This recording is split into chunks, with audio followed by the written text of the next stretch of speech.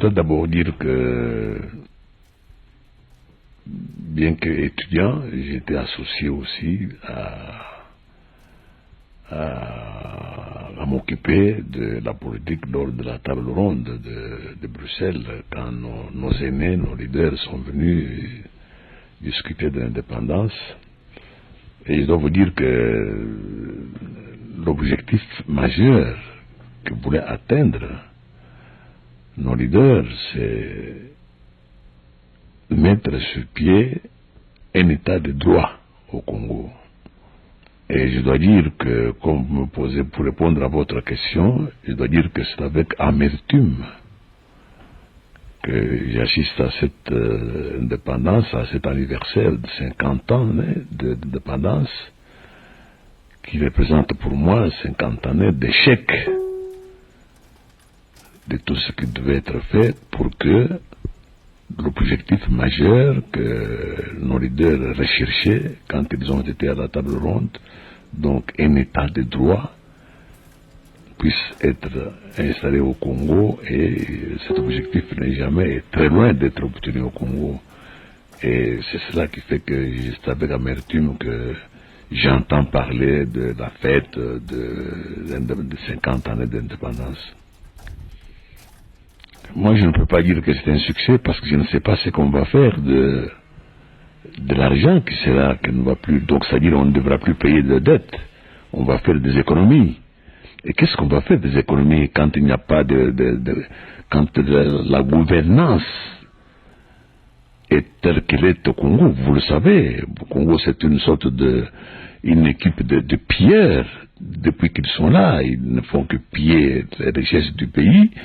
Et les économies qui seront réalisées suite à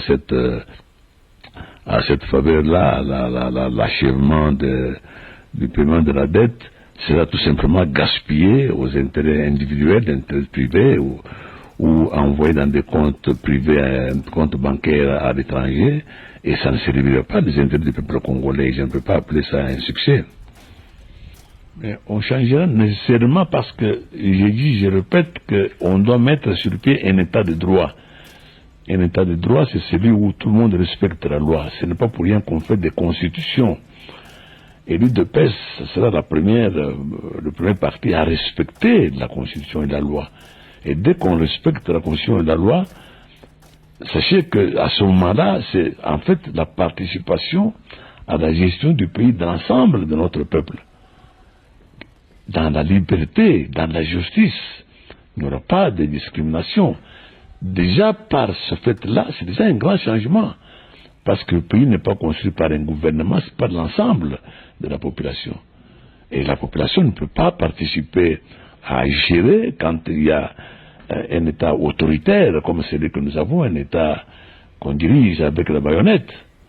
Donc, par conséquent, le changement se fera par le fait que l'UDPS dirigera, mettra sur le pied un État de droit. Et cela, c'est déjà un grand changement. Justement, ce balai-là a été réalisé par le fait qu'un petit groupe de gens qui ont voulu, en fait, agir selon leurs idées à eux, n'est-ce pas? J'ai fait tout pour qu'ils puissent revenir justement à l'unité. Et comme ils sont restés, ils se sont entêtés dans leur position, c'est comme ça qu'on a fait ce balai, c'est-à-dire pour leur permettre de bâtir, de construire leur parti, parce qu'ils sont en train c'est en fait le moyen de quitter l'UDPS. L'UDPS n'a pas dit que ce n'est pas un parti unique, l'UDPS c'est un parti qui autorise le multipartisme. Donc, ceux qui ne sont pas d'accord avec l'UDPS, ils sont tout à fait libres de nous quitter pour installer leur parti ailleurs. C'est comme ça que nous avons fait ce balai pour permettre à ces compatriotes de faire leur parti ailleurs. Donc, ce n'est pas la division. C'est pour ça que je ne parle plus de division du parti, parce que je suis en train justement de construire cette unité-là. Il n'y aura plus de division. Donc, par conséquent, il n'y aura pas donc, le balai n'est pas dans le cadre de division du parti, non, au contraire, c'est dans le cadre de la construction de l'unité du parti. mais ne peuvent être contestés que par ceux qui, justement, dont je vous dis qu'ils veulent voler de leurs propres ailes, hein, parce que ce sont des instructions que je prends après réflexion, parce que je sais que j'ai la confiance de la base. Et ce n'est pas en étant seul que je dis que j'ai la minorité, je suis minorisé, non. Parce que je décide dans l'intérêt du parti, donc dans l'intérêt de la base, je suis d'accord.